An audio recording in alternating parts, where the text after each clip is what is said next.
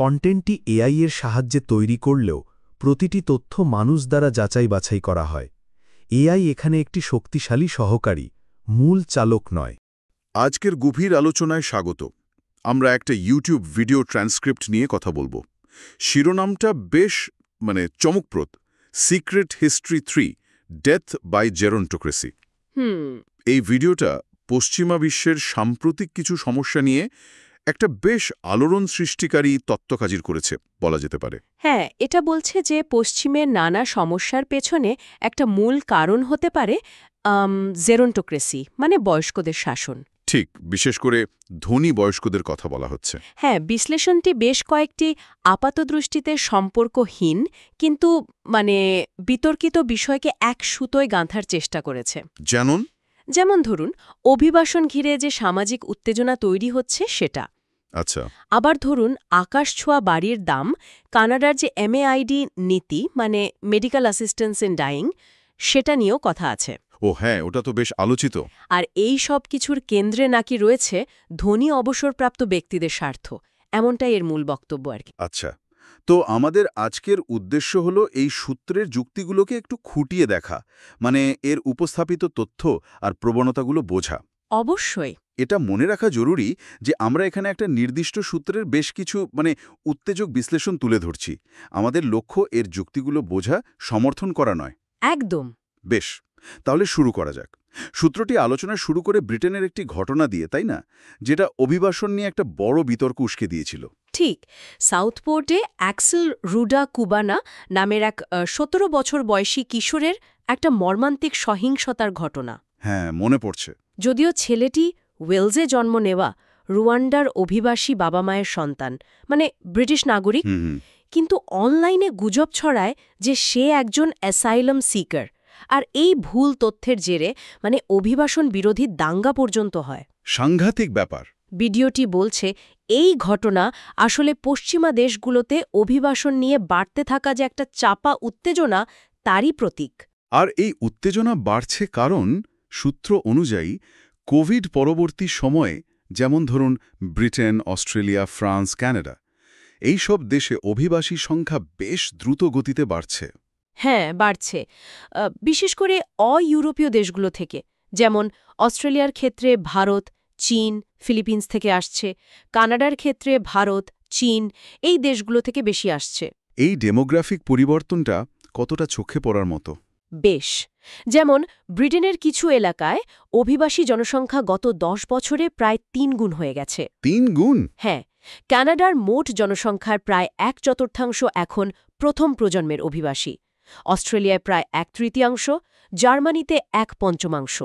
অনেক বড় সংখ্যা।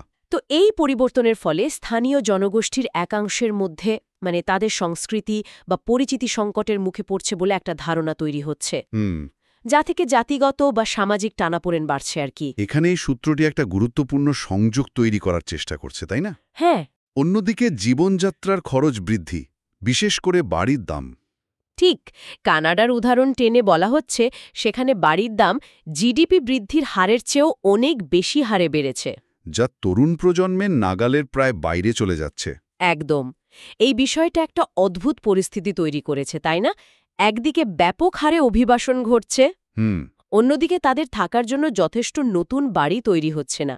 কানাডাতে যেমন অভিবাসন বাড়লেও বাড়ি তৈরির হার প্রায় থমকে আছে। কেন? ভিডিওটার ব্যাখ্যা কি?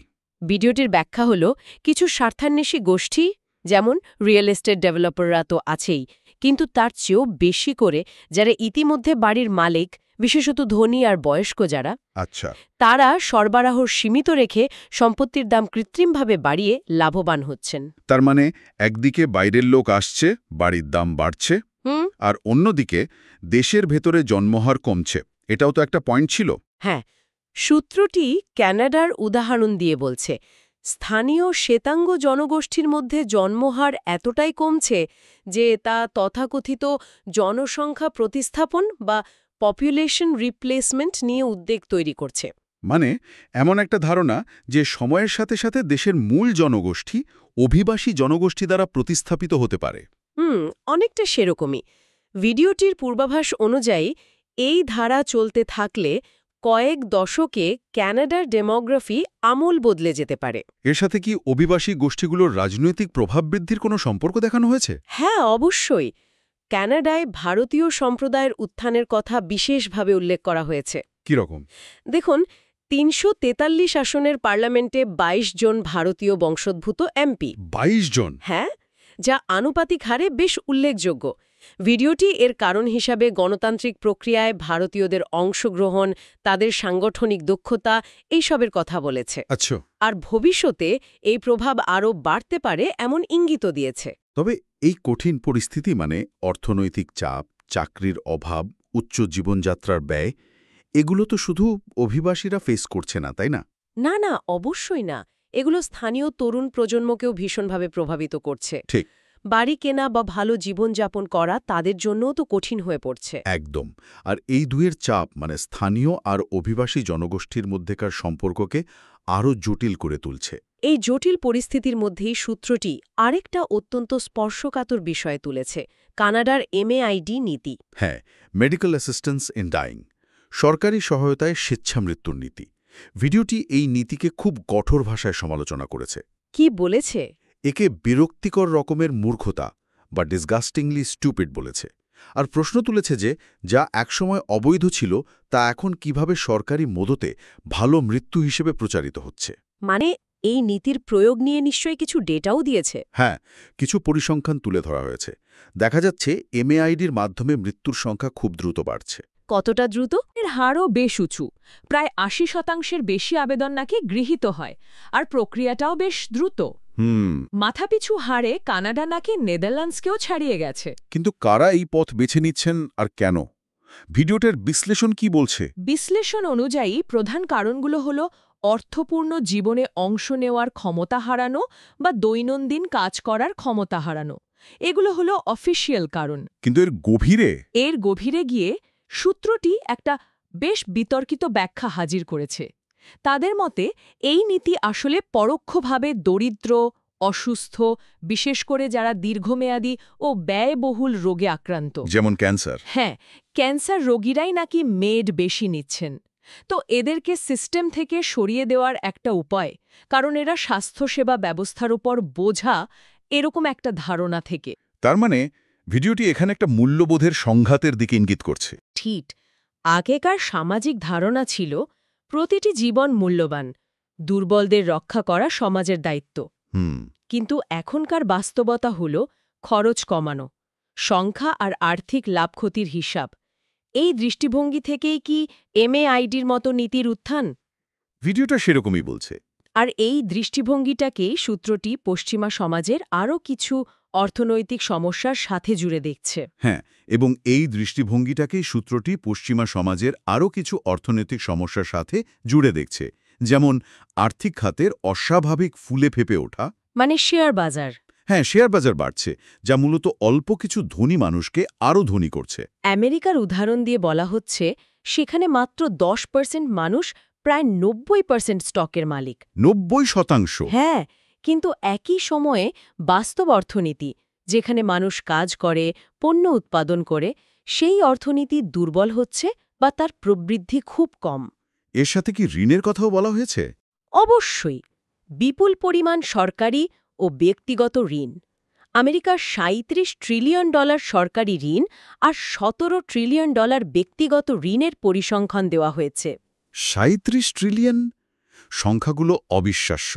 এছাড়াও রয়েছে বেসরকারীকরণের প্রবণতা, যার মাধ্যমে দেশের সম্পদ, যেমন কানাডার প্রাকৃতিক সম্পদ, বিদেশি সংস্থার হাতে চলে যাচ্ছে, এরকম কথাও উল্লেখ করা হয়েছে। এই পরিস্থিতিতে সরকারের ভূমিকা নিয়ে কি বলছে সূত্রটি? ভিডিওটি একে গ্যাস লাইটিং বলছে। গ্যাস লাইটিং মানে? যখন সাধারণ মানুষ আর্থিক চাপ অনুভব করছে, তখন সরকার সমস্যা স্বীকার না করে বিষয়টাকে পরিবর্তনের পর্যায়ে বা অন্য কিছু বলে উড়িয়ে দিচ্ছে। আচ্ছা।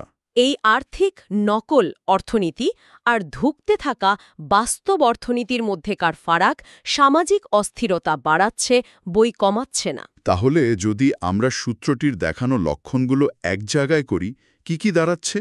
আকাশছোঁয়া বাড়ির দাম, মুদ্রাস্ফীতি, ব্যাপক অসাম্য কম প্রবৃদ্ধি, বিতর্কিত ইউথেনেশিয়া নীতি, অভিবাসন সংক্রান্ত জটিলতা, জনতান্ত্রিক পরিবর্তন, কম জন্মহার।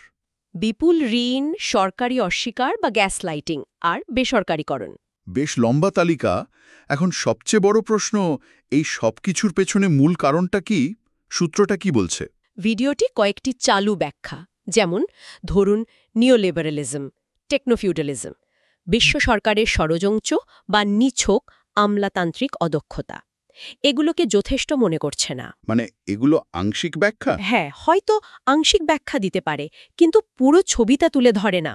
এরপরই সূত্রটি তার মোক্ষম যুক্তিটা পেশ করছে, তাই তো? একদম প্রশ্ন করছে, কুই বোনো, অর্থাৎ কারা লাভবান হচ্ছে।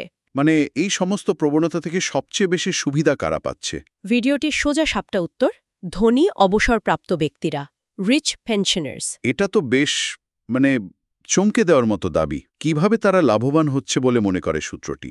ব্যাখ্যাটা এরকম, ধনী অবসরপ্রাপ্তদের অনেকেই একাধিক বাড়ির মালিক, তাই উচ্চ সম্পত্তির দাম তাদের সম্পদ বাড়ায়। আচ্ছা। শেয়ার বাজারের বৃদ্ধি থেকেও তারাই মূলত লাভবান হন, কারণ বেশিরভাগ স্টক তাদের হাতেই। ইউথেনেশিয়া, ভিডিওটির ব্যাখ্যা অনুযায়ী দরিদ্র ও অসুস্থদের সরিয়ে দিয়ে স্বাস্থ্য ব্যবস্থার ওপর চাপ কমায়, যা প্রকারান্তরে ধনী বয়স্কদের জন্য উন্নত ও দীর্ঘমেয়াদী স্বাস্থ্যসেবা নিশ্চিত করতে সাহায্য করে। এটা তো খুবই ডার্ক একটা ব্যাখ্যা। হ্যাঁ, আর ব্যাপক অভিবাসন তাদের জন্য সস্তা শ্রমের যোগান দেয়, যেমন বাড়ির কাজের লোক, মালি, নার্স বা কেয়ারগিভার হিসেবে। আচ্ছা। অন্যান্য নেতিবাচক প্রবণতা, যেমন মুদ্রাস্ফীতি, কম প্রবৃদ্ধি, বিপুল ঋণ, এগুলো তাদের তুলনামূলকভাবে কম ক্ষতি করে, কারণ তাদের সম্পদ ইতিমধ্যেই সঞ্চিত। এই যুক্তির সপক্ষে কি কোনো জনতাত্ত্বিক তথ্য দেওয়া হয়েছে? হ্যাঁ, দেওয়া হয়েছে। ইতিহাসে প্রথমবারের মতো উন্নত দেশগুলোতে বয়স্ক জনসংখ্যা, বিশেষ করে 85 বা 85 বছরের ঊর্ধ্বে, খুব দ্রুত বাড়ছে। কিন্তু সব বয়স্ক মানুষ তো ধনী নন। না, ভিডিওটি সেটাও স্পষ্ট করেছে। সমস্যাটা হলো ধনী বয়স্কদের নিয়ে, যারা তাদের সম্পদ আর সংখ্যার জোরে একটা অত্যন্ত প্রভাবশালী গোষ্ঠী তৈরি করেছে। এখানেই কি পেনশন সংকট প্রসঙ্গটি আসে? ঠিক, বর্তমান পেনশন ব্যবস্থাগুলো তৈরি হয়েছিল এমন সময়ে যখন মানুষের গড় আয়ু অনেক কম ছিল। যেমন কানাডায় যখন পেনশন চালু হয় তখন 65 বছরে অবসর আর 72 বছরে গড় মৃত্যু, এই ছিল হিসাব। কিন্তু এখন তো মানুষ অনেক বেশি দিন বাঁচছে। একদম, ফলে পেনশন তহবিলের উপর সাংঘাতিক চাপ পড়ছে। শুধু তাই নয়, ভিডিওটিতে দাবি করা হয়েছে যে এই পেনশন তহবিলগুলো প্রায়শই অব্যবস্থাপনার শিকার হয়। হ্যাঁ, এবং শেয়ার বাজারের ওঠানামায় প্রচুর অর্থ হারায়, অথচ সুবিধাভোগীর সংখ্যা এবং তাদের প্রাপ্য অর্থের পরিমাণ বেড়েই চলেছে। কর্মী আর অবসরপ্রাপ্তদের অনুপাতও নিশ্চয়ই একটা বড় ফ্যাক্টর। অবশ্যই, সেই অনুপাতও ভেঙে পড়ছে। আদর্শ অনুপাত ধরা হয় 3:1, কিন্তু অনেক দেশেই পরিস্থিতি এর চেয়ে খারাপ। এই পুরো প্রেক্ষাপটে ভিডিওটি জেরন্টক্রেসি বা বয়স্কদের শাসনের ধারণাটিকে প্রতিষ্ঠা করতে চাইছে। হ্যাঁ, উদাহরণ হিসেবে আমেরিকার president Joe Biden, senator Mitch McConnell, যার জনসম্মুখে মস্তিষ্ক সাময়িকভাবে নিষ্ক্রিয় হয়ে যাওয়ার ঘটনার উল্লেখ আছে। হ্যাঁ, ওটা তো ভাইরাল হয়েছিল। প্রয়াত ডায়ান ফাইনস্টাইন, যিনি 90 বছর বয়সেও সেনেটর ছিলেন। চাক গ্রাসলি, যিনি এখনও 90 বছর বয়সে সেনেটে কাজ করছেন। এদের মতো বয়স্ক নেতাদের কথা বলা হয়েছে, যারা সহজে ক্ষমতা ছাড়তে চান না। অনেকটা তাই। এই বয়স্ক শাসকদের কিছু সাধারণ বৈশিষ্ট্য কি উল্লেখ করা হয়েছে? হ্যাঁ, বলা হয়েছে তারা নাকি সাধারণত পরিবর্তন বিমুখ হন, নিরাপত্তা নিয়ে বেশি চিন্তিত থাকেন, কিছুটা একগুঁয়ে হন এবং অগত্যা প্রজ্ঞা বা উদারতার প্রতীক হন না। তাহলে এই জেরন্টোক্রেসি বা বয়স্কতন্ত্র যদি সত্যি প্রতিষ্ঠিত হয় বা হয়ে থাকে, তাহলে এর পরিণতি কি হতে পারে? ভিডিওটা কি বলছে? ভিডিওটি বেশ কিছু ভীতিকর ছবি এঁকেছে। সূত্রটির ভবিষ্যৎবাণীগুলো বেশ উদ্বেগজনক। যেমন ঘন ঘন লকডাউন হতে পারে, কারণ বয়স্করা সংক্রমণ নিয়ে বেশি ভীত।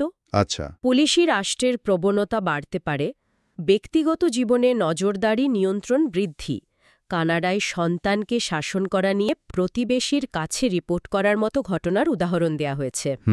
মত প্রকাশের স্বাধীনতা সংকুচিত হতে পারে। ব্রিটেনের অনলাইন সেফটি অ্যাক্টের মতো আইনের মাধ্যমে ডিজিটাল মুদ্রা। হ্যাঁ, ডিজিটাল মুদ্রা চালু হতে পারে, যা সরকারের হাতে আর্থিক লেনদেনের উপর আরও বেশি নিয়ন্ত্রণ ও নজরদারির ক্ষমতা দেবে। মাইক্রোচিপের কথাও কি আছে? শরীরে মাইক্রোচিপ বসানোর মতো প্রযুক্তিও আসতে পারে, এমনটাও বলা হয়েছে। আর অভিবাসন? সস্তা শ্রমের চাহিদা মেটাতে ব্যাপক অভিবাসন চলতেই থাকবে। এমনকি ডোনাল্ড ট্রাম্পের মতো নেতার ৬ লক্ষ চীনা ছাত্রকে আমেরিকায় আনার সাম্প্রতিক আহ্বানকেও এই সস্তা বাধ্য শ্রম খোঁজার চেষ্টা হিসেবেই দেখা হয়েছে। আরও কারাগার? অপরাধ বেড়ে যাওয়ার ভয়ে এবং বন্দীদের দিয়ে বিনামূল্যে শ্রম আদায় করার জন্য আরও বেশি কারাগার তৈরি হতে পারে। আর যুদ্ধ? ভিডিওটির মতে বয়স্ক শাসকরা তরুণদের যুদ্ধক্ষেত্রে পাঠাতে দ্বিধা করবেন না, হয়তো নিজেদের বা দেশের অতীত গৌরবের ধারণা বজায় রাখতে। এত কিছুর পর একটা স্বাভাবিক প্রশ্ন মনে আসে, যা ভিডিওটিতেও তোলা হয়েছে। তরুণ প্রজন্ম কি এই পরিস্থিতি বদলাতে কিছু করতে পারে? তাদের ভূমিকা কি হতে পারে? এখানে বিশ্লেষণটি বেশ হতাশাবাদী। তাই? হ্যাঁ, সরাসরি উত্তর হল না, তরুণদের খুব বেশি কিছু করার নেই। কারণটা কি? কয়েকটি কারণ উল্লেখ করা হয়েছে। প্রথমত, জৈবিকভাবেই নাকি মানুষ বয়স্কদের সম্মান করতে শেখে, তাদের সরাসরি চ্যালেঞ্জ বা উৎখাত করতে চায় না। মানে কেউ নিজের দাদা দাদিকে ক্ষমতাচ্যুত করার কথা সহজে ভাবে না। এটা একটা পয়েন্ট বটে। দ্বিতীয়ত, নীতি নির্ধারণের ক্ষমতা বয়স্কদের হাতেই বেশি থাকে, সম্পদও তাদের হাতেই কেন্দ্রীভূত। ঠিক। তারা চাইলে শিক্ষা বা স্বাস্থ্য খাতের বাজেট কমিয়ে পেনশনের মতো খাতে বরাদ্দ বাড়াতে পারে। তাদের হাতে অবসর সময়ও বেশি, যা তারা নীতি প্রভাবিত করার কাজে লাগাতে পারে। আর সমাজও সাধারণত বয়স্কদের যত্ন নেওয়া বা তাদের প্রতি সহানুভূতিশীল হওয়াকে উৎসাহিত করে। আর আধুনিক চিকিৎসা প্রযুক্তি? হ্যাঁ, সবশেষে আধুনিক চিকিৎসা প্রযুক্তি বিশেষ করে ধনী বয়স্কদের অত্যন্ত দীর্ঘজীবী হতে সাহায্য করছে। এর ফলে তাদের প্রভাব এবং ক্ষমতা আরও দীর্ঘস্থায়ী হচ্ছে। তাহলে ভিডিওটির উপসংহার কি? বেশ প্রাচীন বা অন্ধকারাচ্ছন্ন। একমাত্র কোনো বড় বিপর্যয়, যেমন যুদ্ধ, মহামারী বা প্রাকৃতিক দুর্যোগ, হয়তো এই জেরন্টোক্র্যাটিক স্থিতাবস্থাকে নাড়িয়ে দিতে পারে। অন্যথায় এই প্রবণতা চলতেই থাকবে। তাহলে আজকের আলোচনার কেন্দ্রে ছিল একটি নির্দিষ্ট ইউটিউব ভিডিও তথ্য, যা পশ্চিমা বিশ্বের বহু সংকটের মূলে ধনী বয়স্ক জনগোষ্ঠীর প্রভাব এবং তাদের দ্বারা পরিচালিত এক ধরনের জেরন্টোক্র্যাসি বা বয়স্কতন্ত্রকেই দায়ী করছে। আমরা দেখলাম কিভাবে অভিবাসন, অর্থনীতি, ইউথেনেশিয়া, নীতি এবং রাজনৈতিক ক্ষমতা এই সবগুলোকে সূত্রটি এক ছাতার তলায় এনেছে। এই বিশ্লেষণ যদি আংশিকভাবেও সত্যি হয়, তবে এটি আমাদের সময়ের একটি গভীর প্রশ্নকে সামনে নিয়ে আসে, তাই না? কি রকম? যে সমাজগুলোতে জনসংখ্যা দ্রুত বয়স্ক হচ্ছে এবং সম্পদ ও ক্ষমতা ক্রমবর্ধমানভাবে বয়স্কদের হাতে কেন্দ্রীভূত হচ্ছে, সেখানে বিভিন্ন প্রজন্মের মধ্যেকার সম্পর্ক, বোঝাপড়া এবং সামাজিক চুক্তি মানে ইন্টারজেনারেশনাল কন্ট্রাক্ট ভবিষ্যতে কোন দিকে মোড় নেবে? তরুণ আর বয়স্ক প্রজন্মের মধ্যে দায়িত্ব ও অধিকারের ভারসাম্য কিভাবে রক্ষিত হবে? ঠিক, এটা সত্যিই ভাবনার বিষয়। এই গভীর অনুসন্ধানে আমাদের সঙ্গে থাকার জন্য ধন্যবাদ। আলোচনাটি ভালো লাগলে লাইক ও কমেন্ট করুন এবং এমন আরও তথ্যবহুল আলোচনা শুনতে সাবস্ক্রাইব করুন।